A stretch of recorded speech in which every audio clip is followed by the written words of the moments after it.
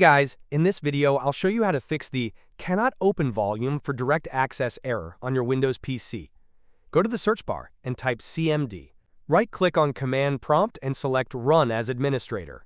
Click Yes when prompted. Now type the following command, chkdsk/xc:. Replace C with the letter of the drive that's giving you trouble. Press Enter.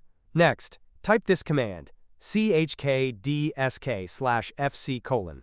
Again, change the C to your actual drive letter. Press Enter. If you get a message saying the drive is in use and it can't run the scan, type Y and hit Enter. This tells Windows to run the scan at the next reboot. Step 2. Now, restart your computer. As your PC restarts, you might see a message saying, press any key to skip disk checking. Do not press anything. Let the disk check run completely. This is what will fix your drive.